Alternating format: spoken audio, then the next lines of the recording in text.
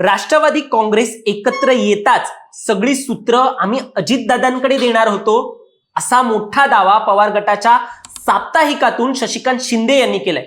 आणि या सगळ्यात रोहित पवार म्हणतायत राष्ट्रवादीच्या विलिनीकरणावर 16 किंवा 17 फेब्रुवारीला मी पत्रकार परिषद जी आहे ती घेईन. मात्र सुप्रियाताई म्हणतायत ज्या काही चर्चा होत्या त्या माझ्या आणि भावाच्या मधल्या होत्या.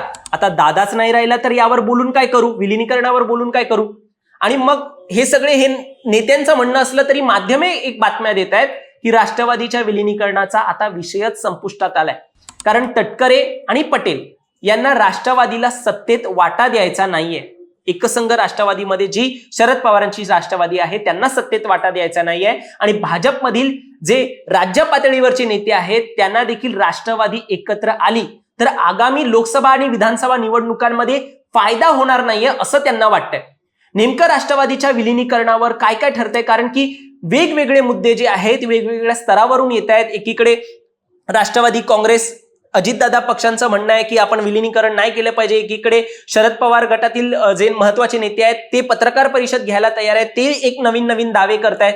आणि सुप्रियाताई यांनी तर म्हटलेलं आहे की तो दादांच्या आणि माझ्यामधला विषय होता, त्यामुळे आता त्यावरती काहीच बोलू. आणि माध्यमे म्हणतायत की पटेल आणि तटकरे यांना हे विलिनीकरण नको आहे, कारण की ते कारण जे आहे ते मी तुम्हाला पुढे सांगतो. पण असे वेगवेगळ्या घडामोडी घडतायत आणि तेच आपण या व्हिडिओच्या माध्यमातून जाणून घेणार आहोत. नेमकं पक्ष पातळीवरती राष्ट्रवादीमध्ये काय काय हालचाली सुरू आहेत. दरम्यान तुम्ही चॅनलवर नवीन आलाय तर लगेच सबस्क्राईब करा प्राईम टाइम महाराष्ट्राला, कारण असे राजकीय घडामोडी आणि घडामोडींमागील राजकारण आम्ही नेहमी तुमच्यासाठी घेऊन येत असतो. माझं नाव ओंकार साळवी आणि या विषयाला आपण सुरुवातीपासून सुरू करूया. तर मंडळी, राष्ट्रवादी काँग्रेसच्या दोन्ही गटांमधील संभाव्य विलिनीकरणाचा प्रस्ताव जवळपास रद्द झाल्याचे माध्यमांमधून सूत्रांच्या हवाल्याने सांगितलं जात आहे. सत्तेतील वाटा देण्यास प्रफुल्ल पटेल आणि सुनील तटकरे यांनी विरोध दर्शवला असल्याचं TV9 कडून सांगण्यात आलंय. विलिनीकरण झाल्यास शरद पवारांच्या राष्ट्रवादीला मंत्रीपदे आणि महामंडळे द्यावी लागतील यावर तटकरे आणि पटेलांचा आक्षेप आहे. या अगोदर देखील जेव्हा अजितदादांच्या निधनानंतर दुसऱ्याच दिवशी राष्ट्रवादीत अचानक राजकीय हालचाली सुरू झाल्या, त्यावर देखील प्रफुल्ल पटेल आणि तटकरे यांच्यावर शरद पवारांच्या पक्षाकडून नाराजी व्यक्त केल्याचं आपल्याला पाहायला मिळत होतं. राजकीय वर्तुळात तेव्हा अशाच चर्चा होत्या. अजितदादांचा पक्ष शरद पवार विलिनीकरण जर करून घेतील तर तो नंतर हायजॅक होईल. आणि तसं झालं तर जर का विलिनीकरण झालं तर हे जे नेते आहेत अजितदादांचे महत्वाचे नेते, ते मग पक्षामध्ये जे मोठ्या पदावरती होते, राष्ट्रीय अध्यक्ष होते, मंत्री होते, त्यांचं राजकीय अस्तित्व धोक्यात येईल. आणि म्हणूनच दादांच्या निधनानंतर लगेचच राजकीय सूत्र हलवण्यात आल्याचं म्हटलं गेलं. आता सुनेत्रा पवार यांनी 3 दिवसापूर्वीच म्हणजेच 10 फेब्रुवारीला उपमुख्यमंत्री पदाचा कारभार स्वीकारलाय. त्यानंतर त्यांनी दिल्लीत जाऊन भाजपच्या केंद्रीय मंत्रिमंडळाची भेट घेतली होती. या भेटीनंतर पुन्हा चर्चा सुरू झाली की सुनेत्रा पवार यांनी विलिनीकरणाबाबत चर्चा केली असणार. त्या अगोदर मुख्यमंत्री देखील दिल्लीला जाऊन आले होते, म्हणजे फडणवीस देखील दिल्लीला जाऊन आले होते. त्यामुळे या सगळ्या विलिनीकरणाच्या हालचाली आहेत हेच माध्यमे गिरवून त्यावेळेला सांगत होते. मात्र स्वतः राष्ट्रवादीमधून कोणतीच अधिकृत प्रतिक्रिया आलेली नव्हती. आता हे विलिनीकरण होणार आहे की नाही असा प्रश्न सर्वांनाच पडलाय. तर मंडळी, लेटेस्ट अपडेटनुसार आमदार रोहित पवार जे 12 तारखेला विलिनीकरणावर स्पष्टीकरण देणार होते, तीच परिषद आता 16 तारखेला ढकलण्यात आली. म्हणजे 16 फेब्रुवारीला ही परिषद होईल, ज्यात ते आपली भूमिका काय आहे विलिनीकरणाबाबत ती स्पष्ट करतील.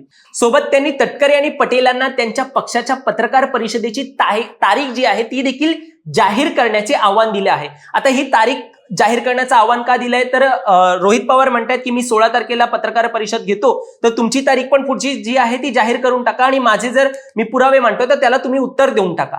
आता हे झालं रोहित पवारांचं. यात देखील राष्ट्रवादी अजित पवार गटातील सुनील शेळके यांनी विलिनीकरणाबाबत भाजपला विचारावे लागेल असं म्हटलेलं आहे. आता सुनील शेळके म्हणतात की भाजपला विचारावं लागेल, पण राज्य पातळीवरती भाजप विलिनीकरणाबाबत सकारात्मक नसल्याचं एक सांगितलं जात आहे. आज 2 राष्ट्रवादी दुभगल्याने मतदान दुभागलं जातं, पक्षाची ताकद कमी होते आणि याचा पडसाद आपण पुण्याच्या महापालिका निवडणुकीत आणि लोकसभा निवडणुकीत पाहिला असेलच. पुढे देखील लोकसभेत जर भाजपला मित्रपक्ष वरचढ ठरलेला पाहायचा नसेल, विधानसभेत पण इव्हन जर वरचढ पक्ष असा आपला मित्रपक्ष पाहायला एक नको असेल तर 2 राष्ट्रवादी वेगळं राहणं हाच पर्याय भाजपला महाराष्ट्रात सोयीस्कर ठरतोय. शरद पवारांनी या आधीच दादा गेल्याने 2 राष्ट्रवादी एकत्र येण्याच्या चर्चेला पूर्ण विराम लागला असल्याचं म्हटलंय. बाकी तटकरे आणि पटेल यांचा विरोध आहेच, आणि या तटकरे तर सुरुवातीपासून म्हणतात की शरद पवार आणि अजित पवार यांच्यात विलिनीकरणाच्या चर्चा झाल्याच नाहीयेत. ज्या चर्चांचा व्हिडिओ देखील व्हायरल होतोय त्या चर्चा स्थानिकच्या निवडणुका एकत्र लढवण्यासाठीच्या होत्या आणि विलिनीकरणाचा विषयच येत नाही. आम्ही एनडीए सोबत कालही होतो, आजही आहे आणि उद्याही राहणार, असं तटकरेंचं म्हणणं आहे. आणि रोहित पवारांना अशा काही चर्चा झाल्या असल्याचं म्हणायचं असेल तर पत्रकार परिषदेमध्ये पुराव्या सकट म्हणा, असं आव्हान तटकरे यांनी केलंय. त्यामुळेच रोहित पवार म्हणाले की मी काय त्या पत्रकार परिषदेमध्ये म्हणतो 16 तारखेला, तुमची पण जाहीर करून टाका तुम्ही कधी म्हणताय ते. आता विलिनीकरणाच्या चर्चांवरती शशिकांत शिंदे यांनी या सगळ्यात एक नवीन दावा केलाय. शशिकांत शिंदे राष्ट्रवादी काँग्रेस शरदचंद्र पवार पक्षाच्या साप्ताहिकातून लिहितात, अजितदादांना राष्ट्रवादीतून बाहेर पडून एक वेगळा गट स्थापन करावा लागला होता, परंतु झालेली चूक पुन्हा दुरुस्त करण्याच्या विचाराने 4 ते 5 महिन्यापासून ते मागे लागले होते, अजितदादा मागे लागले होते. महापालिका आणि झेडपीच्या निवडणुकांमध्ये त्यांनी जाणीवपूर्वक काही जागांवरती युती देखील घडवून आणली होती. 12 फेब्रुवारीला दोन्ही राष्ट्रवादीचे विलिनीकरण करण्याचा निर्णय शरद पवारांच्याच उपस्थितीत झाला असल्याचं शशिकांत शिंदे यांनी लिहिलंय. महत्वाचं म्हणजे विलिनीकरणानंतर पक्षाची धुरा अजितदादांकडे देण्यात येणार होती आणि हे सगळं शरद पवारांसह सर्व नेत्यांनी मान्य केलं होतं. राष्ट्रवादीचं विलिनीकरण करून त्यांना खरी श्रद्धांजली वाहिली जाऊ शकेल, असं सगळं आता शशिकांत शिंदे यांचं म्हणणं आहे.